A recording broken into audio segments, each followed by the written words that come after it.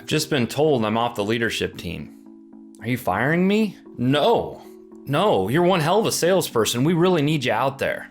Okay. Well, a month goes by and I'm getting used to my transition and it hits me. I mean, who am I kidding? I don't want to be doing this. I know I have more to offer than this. I've been there, done that, and I'm ready for a new challenge. I'd pick up the phone, on the other end of the line. Are you another one of those shipping companies?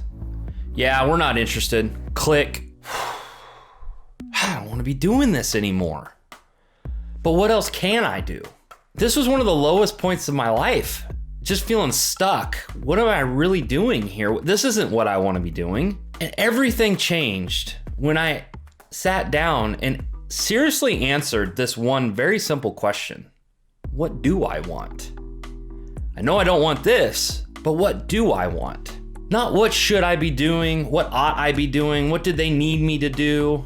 What can I do? That wasn't the question I was asking. It was, what do I freaking want to do with my life? Who do I want to be? And for the first time, I started realizing what that was. And deep down, what I really wanted was to believe in myself. Because the next question I asked, if I were to believe in myself, what would I be doing?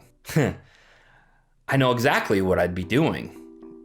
If I knew I couldn't fail, I would be coaching. I would be working with other leaders and business owners and helping them create more of what they want in their lives. And today, I show CEO entrepreneurs exactly that, how they can create more of what they want in their lives. And there's a lesson here that I want to just share with you, because the longer I focused on what I didn't want, the more of that I got. It wasn't until I started to focus on what I did want that things started to change. That is so important for you. If you're a business owner, if you're an entrepreneur, if you're a leader, if you're a human being, I want you to focus more on what you want and less on what you don't want. Because where you focus, your energy flows. You're going to get more of what you focus on. And there is no avoiding stress. You're going to have stress. You're going to have uncomfortable feelings. And that's just the thing. Stress isn't good or bad. It's chronic stress that comes from feeling powerless. That is really draining and really unhealthy, because when you go through your life tolerating a whole bunch of things that you don't want, tolerating a career that you know isn't living up to your potential, tolerating a business that is kind of plateaued, even though you know it could go to new levels if you could just get out from under the day-to-day, tolerating the wrong people in the wrong seats, right? If you go through and tolerate all that in life and in business, you're gonna have a lot of stress. You're also gonna have a lot of stress if you decide to create more of what you want in your life. It's inevitable. I mean, when you start heading into the fear of the unknown, there's stress. And so what it really comes down to is, which type of stress do you want and which type of stress is going to serve you and who you desire to be? Because stress is tension, right? When we're under stress, we feel tension, and you get to choose. Do you want to choose the tension of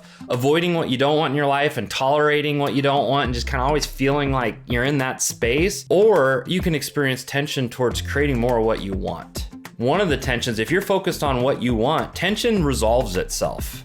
And so by focusing more on what you want, that tension is going to bring you closer and closer to where you're trying to go. Versus if you're trying to avoid uncomfortable emotions and experiences and just trying to avoid things, that tension is actually going to distract you away from creating more of what you want. And so that is a powerful idea here that I'm sharing here, is focus more on what you want and less on what you don't want. And so how might this apply for you? I don't know your situation. Are you in business? Do you have a team? Do you have some people that you're tolerating? And what would be different if you chose to create more of what you wanted in your life, in your business? How clear are you on that? And I encourage you, sit down, take that question seriously. What do I really want? And see it on the other side of fear, because oftentimes, what made it really hard for me to answer that question so often, I sit down with clients. That's a lot of the work I do with, is helping them get really clear on what is it that you want to create? What is the vision? What do you want to move towards? And that's not an easy question to answer, is it?